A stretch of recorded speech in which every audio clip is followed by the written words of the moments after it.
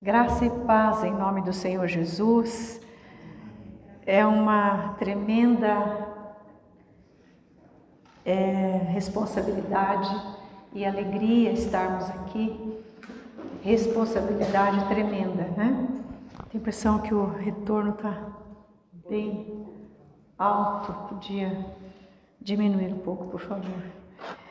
Eu quero convidar os irmãos a abrirmos a Bíblia no Evangelho de Mateus, capítulo 27. Nós vamos meditar sobre um trecho que foi leitura nossa na terça-feira última. Então nós transpusemos esse texto para agora de manhã, para meditarmos sobre o maior evento de toda a história da humanidade, maior acontecimento. Não teve nenhum que se igualasse com esse acontecimento. A morte de Jesus por nós. Depois, 3 dias depois, seguido da apoteose, aquele final glorioso, a sua ressurreição. Então, este conjunto de acontecimentos é a coisa mais importante de toda a história da humanidade. Não existe algo que se aproxime da grandeza deste acontecimento. Ele está narrado nos 4 evangelhos, mas nós vamos meditar aqui na passagem de Mateus, como eu disse, capítulo 27, a partir do versículo 32. Vamos orar pedindo a bênção do Senhor e que o Espírito Santo toque o seu coração. Tem sido o nosso clamor, tocar o meu coração, o coração de todo aquele que ouvir esta palavra. Senhor Jesus, nós louvamos e adoramos o teu nome, porque o Senhor desceu do céu e suportou a angústia e a dor não descritíveis em nenhuma linguagem humana por nós ali na cruz. Muito obrigada, Senhor Jesus. Não temos palavras suficientes para te agradecer, mas queremos te dizer do fundo do nosso coração, muito obrigada pelo teu sacrifício na cruz por nós, o que nos torna, pela fé nesse sangue, nesse nome precioso, nos torna filhos de Deus. Muito obrigada, Senhor, que nesta hora, Pai, a tua palavra seja vivificada de tal maneira pelo teu Espírito Santo, que proceda uma transformação em nossas vidas. Que ninguém aqui, Senhor, fique sem ser tocado profundamente pela tua palavra, vivificada pelo teu Espírito Santo. Em nome de Jesus, Pai, nós oramos. Amém. Amém. Como eu disse, estamos diante do fato maior da nossa fé, a morte de Jesus.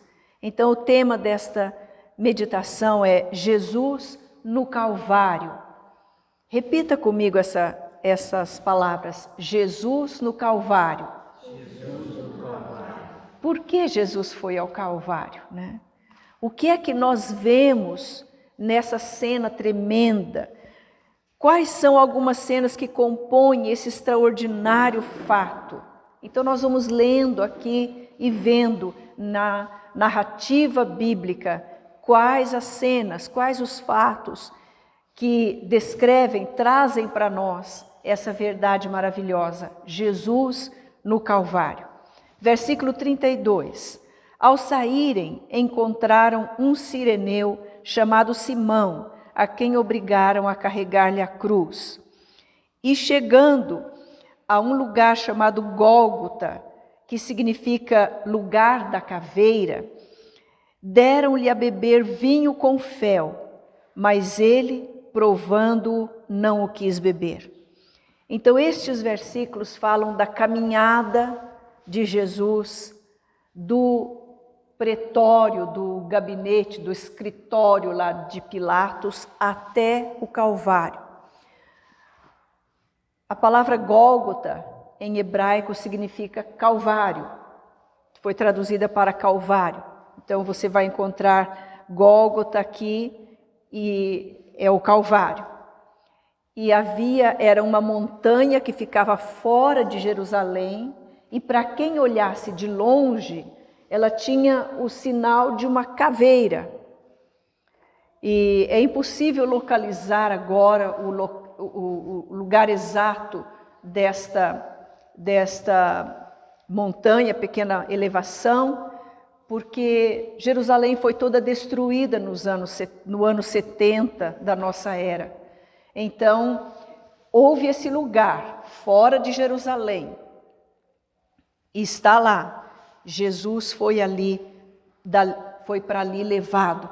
E durante essa caminhada, como foi essa caminhada? Ele tinha sido preso na noite anterior. E não somente preso, mas passou a noite sendo interrogado, torturado, cuspido, levado bordoadas, açoitado, injuriado, durante toda aquela noite. Levado de um lugar para o outro, aí lá humilhavam-no de uma maneira e traziam para outro lugar. E esta foi a noite em que Jesus estivera preso, como se fosse um criminoso, espancado. Seu corpo estava sangrando, porque puseram sobre a sua cabeça, também porque puseram sobre a sua cabeça uma coroa de espinhos, para humilhá-lo, dizendo que ele era rei, então merecia uma coroa. Despiram-no das suas vestes e açoitaram Jesus. Então foi uma noite do pavor, do terror, uma noite onde a escuridão e a feiura do nosso pecado estava sendo despejada sobre o inocente e santo Filho de Deus. Durante toda aquela noite, o Senhor Jesus estava na sua humanidade enfraquecido, as forças já estavam esgotadas. E foi dessa maneira que no início da manhã, eles então o encaminharam para a crucificação. Jesus cai sob o peso da cruz e sob o peso dos nossos pecados. Então, por isso, para que ele não desfalecesse no caminho e morresse ali no caminho, é que eles pegaram um homem que vinha vindo do campo, Simão, o sireneu, da cidade de Cirene, e obrigaram-no a levar a cruz. Interessante que um dos discípulos de Jesus, Pedro, tinha dito, né? Eu vou com o Senhor até a morte. Onde estava Pedro agora? Tinha fugido, como todos os outros. E havia um desconhecido até então, que foi trazido ali para levar a cruz para Jesus até o Gólgota, essa montanha fora de Jerusalém. Vamos para uma segunda cena, seguindo aqui o texto.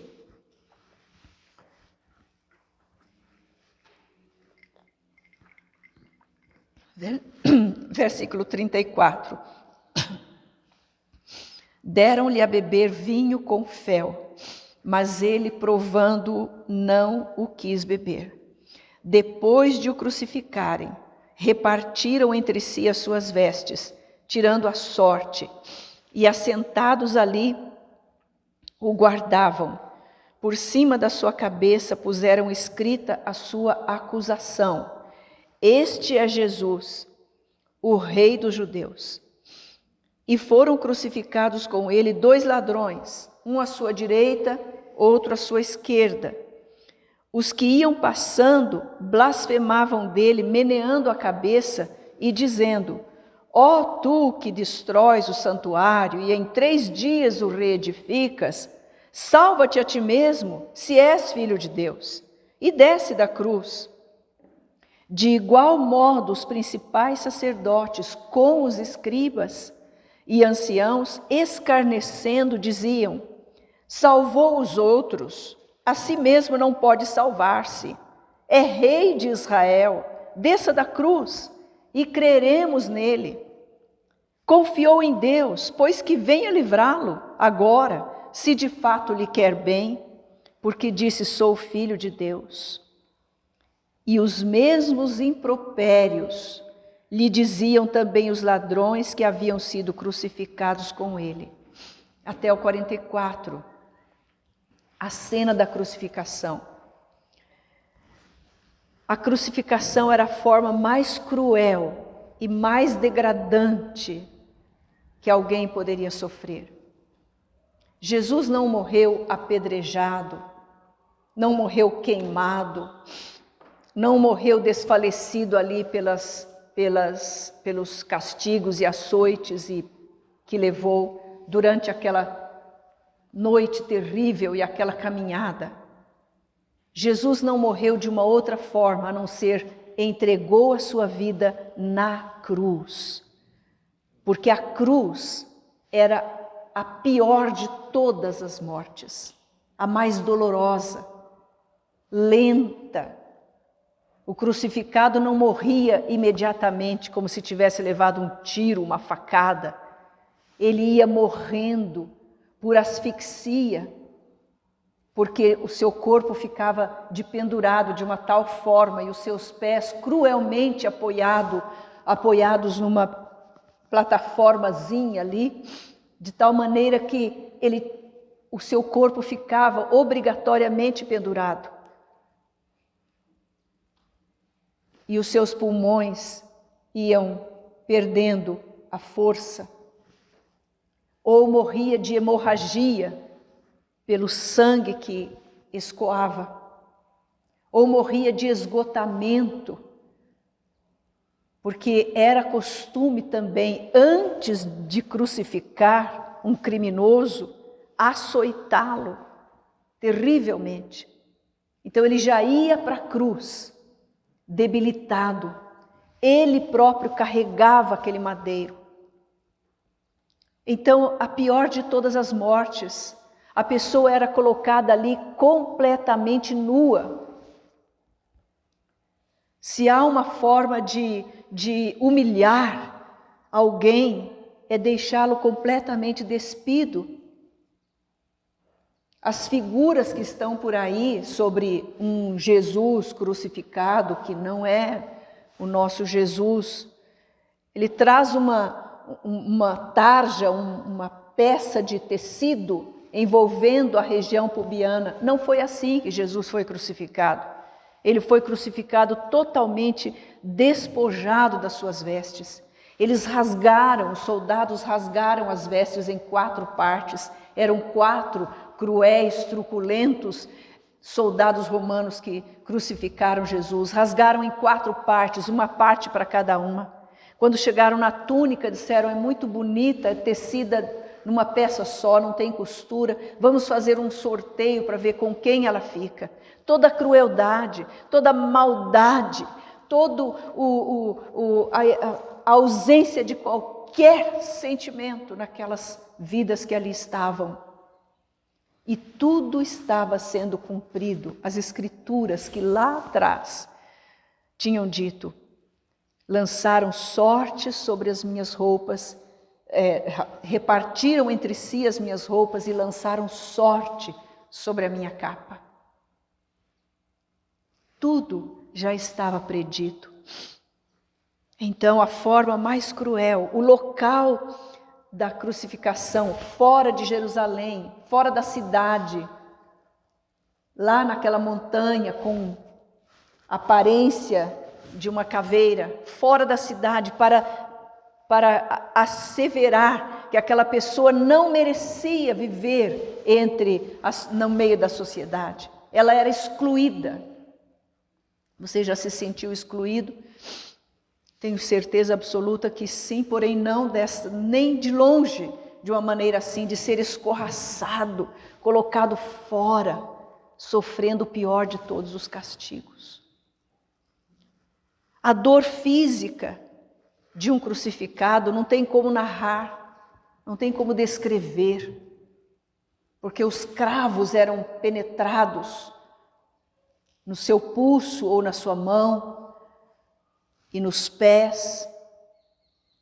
O corpo era afixado na cruz e ali ele ficava derramando aos poucos o seu sangue até que o esgotamento o vencesse, ou a asfixia, ou a hemorragia.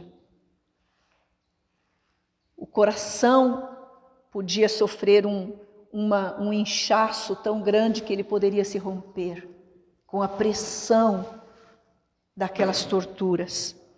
E a dor moral de Jesus, essa nós, com a nossa finita capacidade de compreensão, nossa mente finita, nunca vamos entender a profundidade, a extensão do sofrimento moral de Jesus.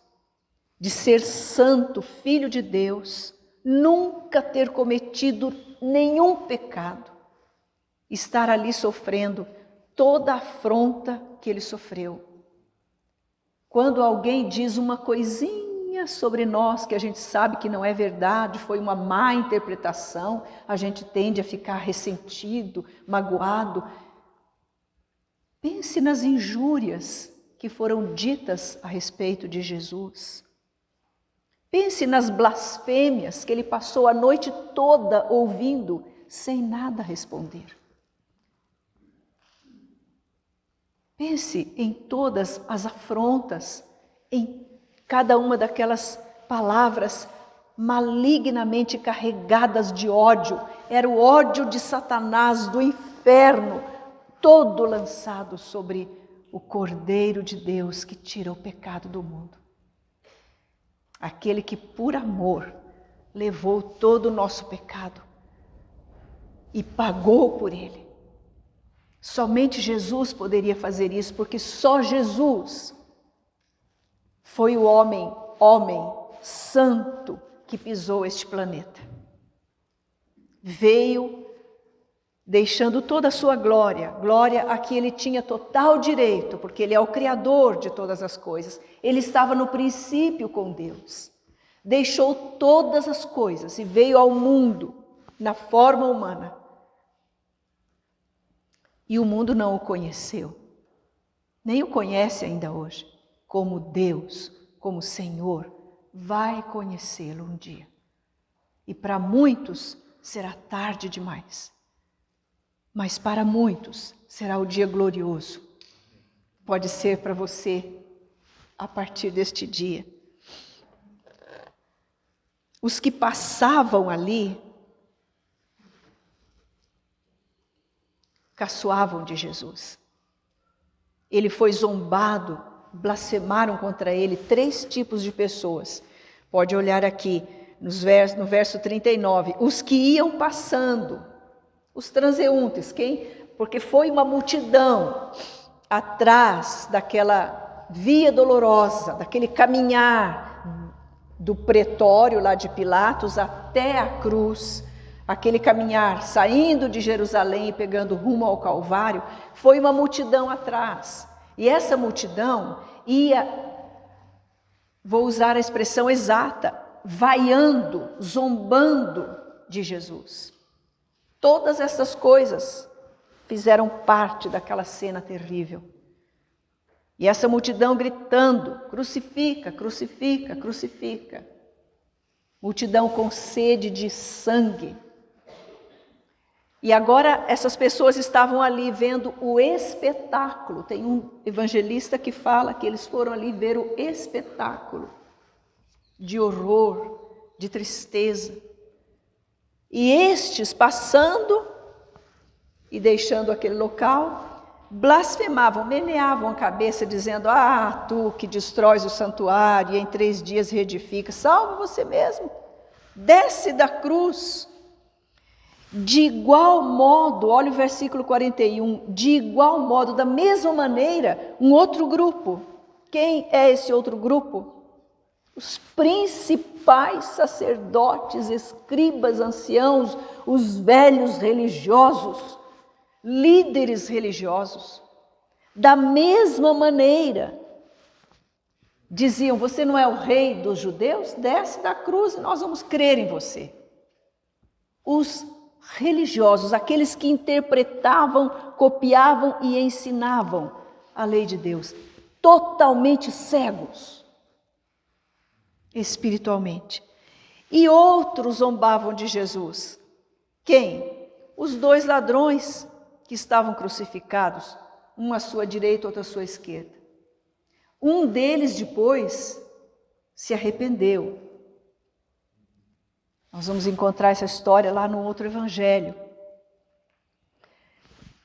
Mas inicialmente os 2 zombaram de Jesus. Está escrito aqui: os mesmos impropérios, palavras terríveis, palavras azedas, palavras de julgamento, de zombaria, de blasfêmia, as mesmas palavras lhe diziam também os ladrões que haviam sido crucificados com ele.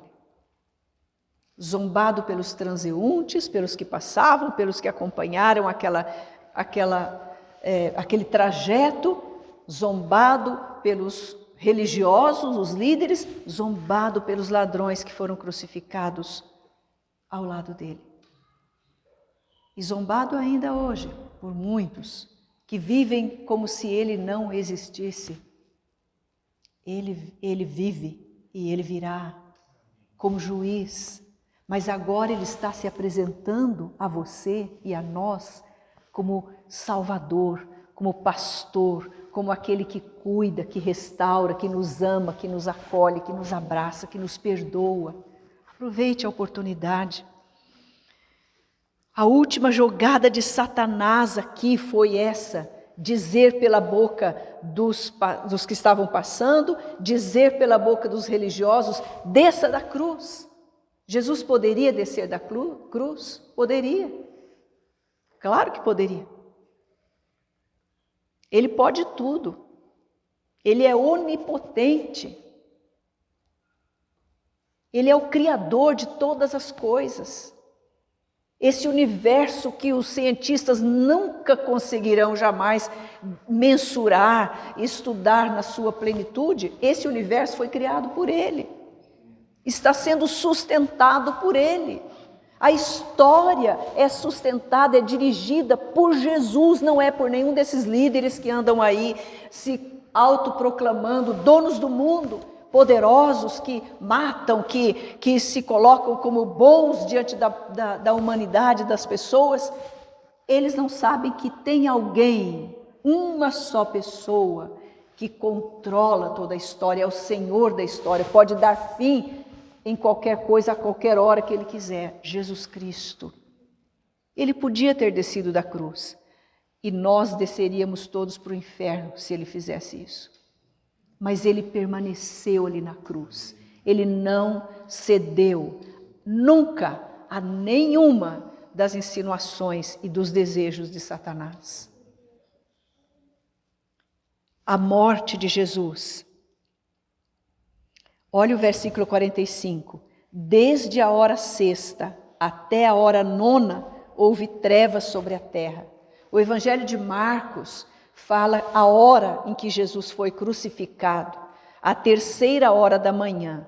Os judeus, a 3ª hora do dia, os judeus contavam as horas de modo diferente de nós. Ao raiar do dia, pelas 6 da manhã, era a 1ª hora.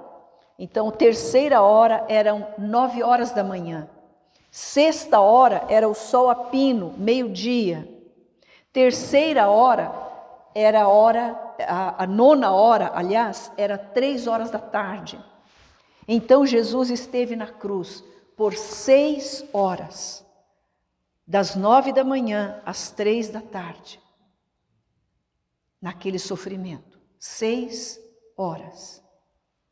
E as trevas dominaram toda a terra. Todas as narrativas do Evangelho dizem exatamente isso. Toda a terra. As trevas dominaram do meio-dia até as 3 da tarde. Antes ficou claro para que todos os olhos que estavam ali zombando de Jesus vissem que verdadeiramente ele foi crucificado. Ninguém pode dizer que não, estava escuro, a gente não viu, acho que não foi crucificado. Viram, estava claro, sol, era dia, 9 horas da manhã. Mas ao meio-dia, a terra se escureceu. O sol apagou-se diante do sol da justiça que estava ali sendo crucificado. O sol tornou-se escuro. A terra ficou escura e as trevas prevaleceram sobre a terra por 3 horas, até a hora 9. Por quê? Na hora 9 Jesus morreu, acabou as trevas. A morte de Jesus acabou com a escuridão. Se alguém aqui ainda vive na escuridão, hoje você pode entregar sua vida a Cristo Jesus e passar a viver na luz. Escuridão do medo, escuridão da revolta, vive revoltado contra tudo, revoltado contra a família de onde veio, revoltado contra o país onde nasceu, revoltado contra a situação financeira, revoltado contra isso, contra aquilo, revoltado contra Deus, porque falta Jesus. Quando Jesus entra na nossa vida, essas trevas se acabam. Ele é a luz do mundo. Ele é o príncipe da paz. Tudo muda. Hoje nós cantamos, ó, quão cego eu andei. Cego. Não enxergava nada. Tinha o certo por errado, o errado por certo. Via tudo ao contrário. Mas agora, foi na cruz, que eu vi meu pecado castigado em Jesus. E ali, pela fé, os meus olhos espirituais se abriram e eu via como eu era cego. Agora eu ando na luz de Jesus. Esta pode ser também a sua experiência, a sua história. Jesus morreu. Jesus morreu. A penúltima praga no Egito, antes da morte do cordeiro, cujo sangue era passado na verga das portas, nos umbrais das portas, lá no Egito, lembra dessa história? A penúltima praga foi trevas. Depois o cordeiro foi morto, o sangue foi passado nas portas. Quem estava dentro da casa não morria. Quem estava fora, os primogênitos morreram. Também na hora da morte de Jesus, houve trevas antes do Cordeiro de Deus entregar a sua vida. No versículo 46, nós lemos, por volta da hora 9, clamou Jesus em alta voz, dizendo, Eli, Eli, lama sabachthani, que quer dizer, Deus meu, por que me desamparaste? O grito do desamparo, o grito daquela dor tremenda no seu coração, no seu espírito, de sentir-se longe de Deus Pai. Ele que nunca se separou de Deus Pai. A comunhão entre eles era sempre profunda. Ele passava noites orando a Deus no Monte das Oliveiras. Quantas vezes? A comunhão com Deus é o que traz vida ao nosso coração. Naquele momento em que o nosso pecado, meu pecado, o seu pecado, caíram sobre o Senhor Jesus. Deus ficou longe dele. Deus o Pai. E ele pagou como homem, sozinho, pelos nossos pecados. Crucificado, a hora 9, morreu, como está escrito lá em Marcos capítulo 15, verso 25. 6 horas na cruz. E nesse período de 6 horas, Jesus falou 7 vezes algumas coisas. Dessas 7 falas de Jesus na cruz, 3 foram em relação às pessoas. 3 vezes ele falou em relação às pessoas. Mateus, a narração que nós estamos considerando, base aqui dessa meditação, Mateus traz apenas uma fala, mas nós vamos olhando nas demais narrações aqui dos outros evangelhos e vamos vendo aqui, vamos completando toda essa cena. Já era quase a hora sexta, e escurecendo-se o sol, houve trevas sobre toda a terra, e até a hora nona. Isto é o que está escrito no Evangelho de Lucas. No verso 34, ele diz assim: contudo, Jesus dizia: Pai, perdoa-lhes porque não sabem o que fazem. Jesus disse isso sobre as pessoas, orando a Deus em favor daqueles que estavam crucificando a Ele. Outros evangelhos falam que Jesus, vendo a mãe dele ali, e vendo o discípulo amado, o único que presenciou aquela cena, o único dos 12 que presenciou aquela cena, Jesus disse: mulher, eis aí o teu filho, filho, eis aí a tua mãe. Jesus falou com as pessoas ali da cruz, daquele meio daquele sofrimento. Nenhum crucificado tinha força para falar com alguém ou alguma coisa. Mas Jesus falou. E Jesus falou também uma vez em relação a Deus. No final, quando ele disse: Pai, nas tuas mãos entrego o meu espírito. Ele não simplesmente foi morto, ele entregou-se. Em João, no Evangelho de João, capítulo 10, verso 28, Jesus fala sobre a vida dele: ninguém a tira de mim, eu, pelo contrário, a dou. Eu espontaneamente a dou para de novo reaver. Olha o poder de Jesus. Ele não foi morto ali simplesmente porque os soldados foram mais fortes do que ele. Ele se entregou por nós e por amor.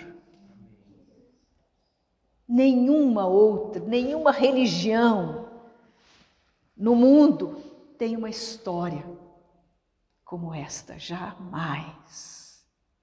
Nenhum fundador de nenhuma religião por aí morreu pelas pessoas e ressuscitou. Somente Jesus Cristo. Ele é o caminho, a verdade e a vida. Ninguém vai a Deus a não ser por Ele.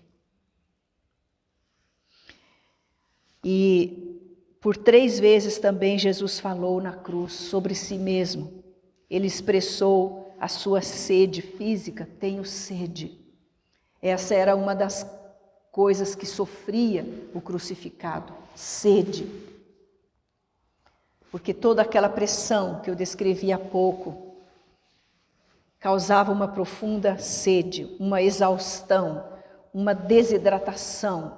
Jesus estava passando por tortura toda aquela noite.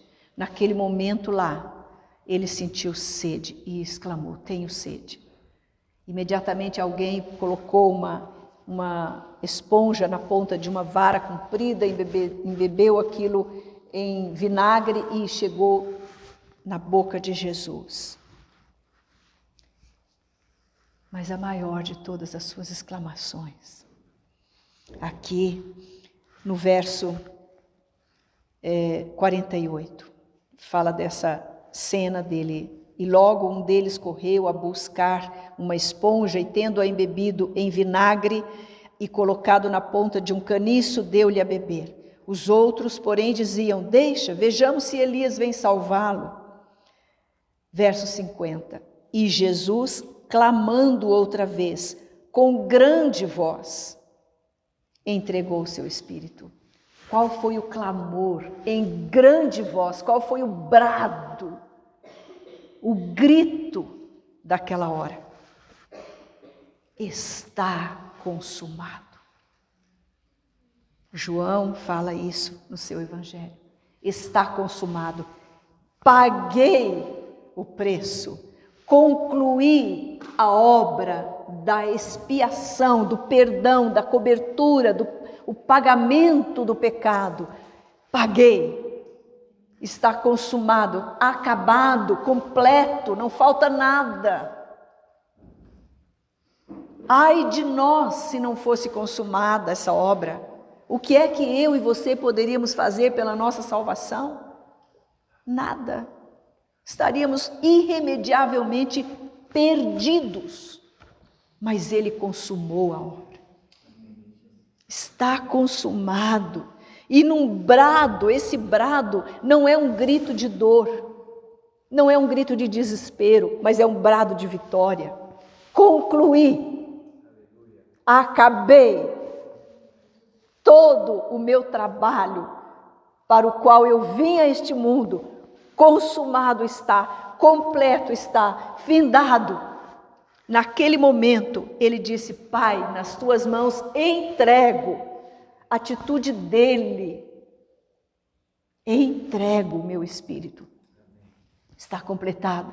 No mesmo momento, o véu do templo, aquele que separava as pessoas daquele local onde só o sumo sacerdote podia entrar uma vez por ano, aquele véu espesso, grosso, pesado, partiu de cima para baixo.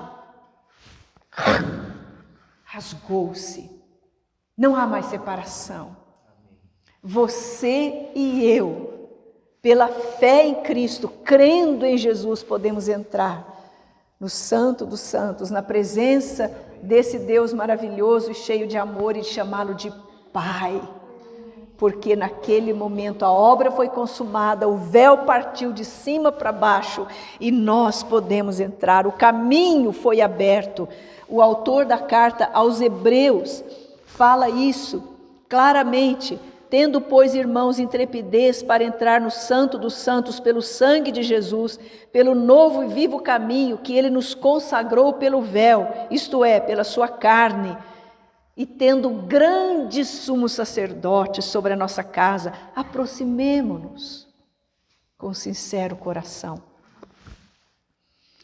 Ele, Jesus, morreu, verdadeiramente morreu, a morte que era destinada a nós, porque Deus disse para o nosso pai Adão, o primeiro homem, lá no Éden: não comam do fruto desta árvore, porque no dia em que vocês comerem, vocês vão morrer espiritualmente, vão ficar separados da minha presença.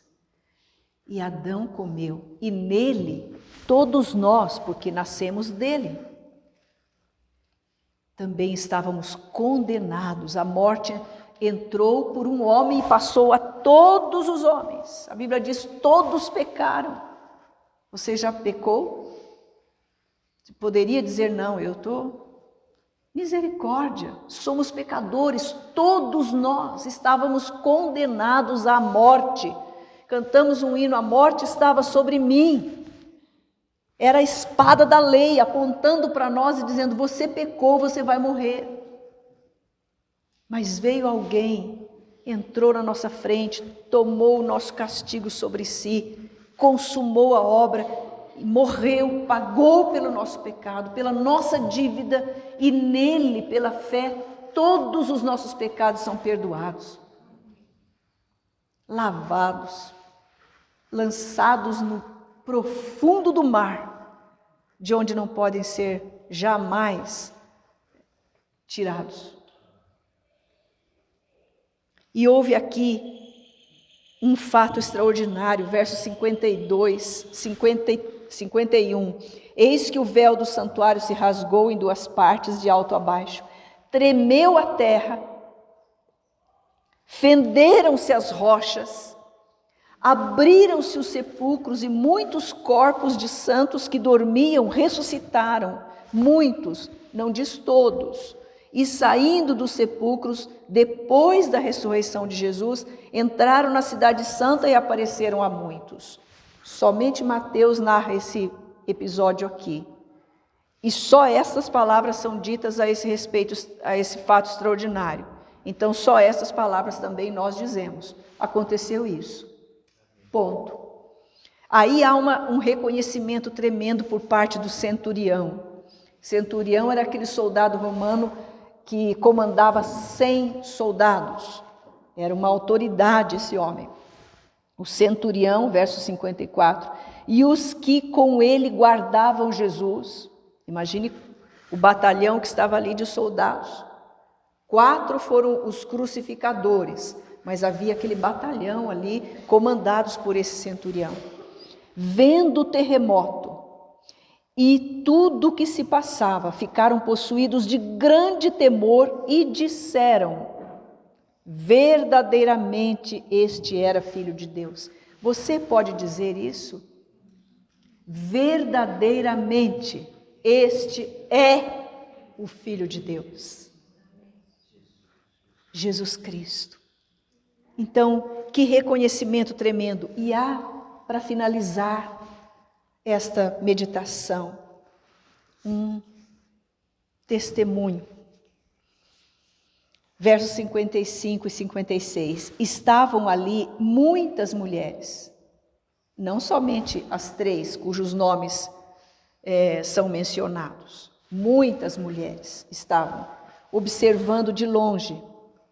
Eram as que vinham seguindo a Jesus desde a Galileia para o servirem. Se você quiser a prova disso, é só olhar Lucas capítulo 8, que fala das mulheres que seguiam Jesus, servindo com os seus bens, dando aquele apoio logístico, que, desculpem, não é nenhuma atitude feminista. Eu não sou feminista, sou feminina, não feminista.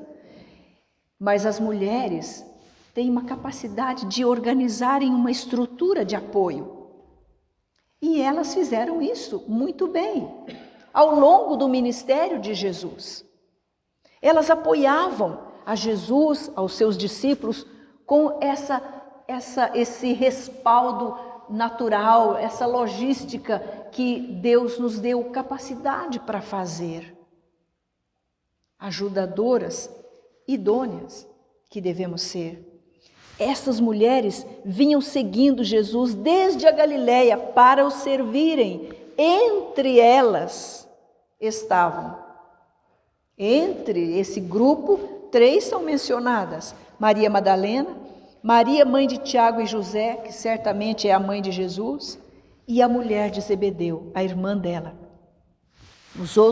Outro evangelho diz que a mãe de Jesus estava ali, presente naquela cena, a mãe de Tiago e de José e de Jesus, e a mulher de Zebedeu, a mãe daqueles 2 que eram discípulos de Jesus, mas que tinham fugido. Os discípulos fugiram. Não quero de modo algum diminuí-los por isso. Quem sabe se nós estivéssemos lá, todos teríamos fugido. Mas aquelas mulheres não fugiram, elas permaneceram. Olhando ainda que de longe, não sei se por causa da cultura elas poderiam chegar perto, mas elas estavam ali, elas observaram até o fim, quando mais tarde o corpo de Jesus foi tirado da cruz e viram onde ele tinha sido sepultado, com a intenção de virem trazer os seus perfumes quando passasse o sábado. Eu queria fazer uma aplicação para você. E nesta aplicação eu quero usar um versículo que está em Apocalipse, capítulo 3, é o versículo 20. Eu tinha 9 anos de idade e estava fazendo o meu 3º ano primário, numa escola pequenininha, na cidade de Maringá, no interior do Paraná. E a professora era uma missionária. E ela um dia nos apresentou, embora eu fosse de lar evangélico, criada no convívio ali da igreja, sabendo as histórias da Bíblia já, muitas delas, eu não tinha ainda aberto meu coração para Jesus e não tinha entendido que Jesus tinha morrido no meu lugar por causa dos meus pecados. Mas naquele dia, ela leu as palavras de Jesus: eis que estou à porta e bato. Se alguém ouvir a minha voz e abrir a porta, entrarei em sua casa, cearei com ele e ele comigo. E ela foi nos explicando esta morte de Jesus pelos nossos pecados, e que Jesus estava à porta e a casa era a minha vida, e cabia a mim abrir a porta ou não. E eu abri a porta. Eu falei: Jesus, eu não sabia que o Senhor tinha morrido por mim, porque eu sou pecadora. Quem sou eu? Um pozinho, uma poeirinha. E Ele mudou a minha vida. E Ele tem ceado comigo e eu com Ele. Isso é pura graça, pura misericórdia, puro amor dEle. E eu queria perguntar a você, se nesta manhã você já abriu a porta. Quero perguntar nesta manhã, se algum dia na sua vida você já abriu a porta. Porque este maravilhoso, poderoso, incomparável Jesus, que morreu na cruz por nós, ressuscitou, e Ele está à porta de cada vida, batendo. Ele não invade, mas Ele pergunta, Ele diz: se você abrir, eu entro em sua casa, eu entro em sua vida. Quanto privilégio dar a nossa vida a esse Jesus. Não existe um privilégio maior que esse. Não existe, porque nós estamos perdidos sem Ele. E nele nós somos achados, somos transformados, somos libertos, perdoados e transformados em filhos de Deus. Ele consumou a obra, porque nos ama. Vamos orar. E nesta oração, se você que ainda não abriu a porta do seu coração a esse Jesus maravilhoso, faça nesse momento. Faça nesse momento, para que você seja verdadeiramente vivo, liberto, perdoado, transformado. Senhor Jesus, a tua obra foi completa. E porque o Senhor completou a obra maravilhosa de redenção e ressuscitou, tornou a viver, depois de ter entregue a sua vida naquele sofrimento tão terrível na cruz. Ó Senhor Jesus, é porque o Senhor nos ama e pode, único que pode, nos perdoar, nos transformar em filhos de Deus. Que agora, Senhor Jesus, pelo Teu Espírito Santo que convence, que esclarece, que constrange o coração, cada um possa tomar a decisão maior de toda a sua vida e dizer: eu quero, eu preciso de Jesus e eu abro a porta da minha vida para Ele. Obrigada, Senhor Jesus. Recebe a nossa gratidão, recebe a nossa adoração pelo maravilhoso Deus que o Senhor é. Nós te adoramos, te louvamos. Muito obrigada, Senhor Jesus. Em teu nome oramos. Amém. Deus te abençoe em nome de Jesus.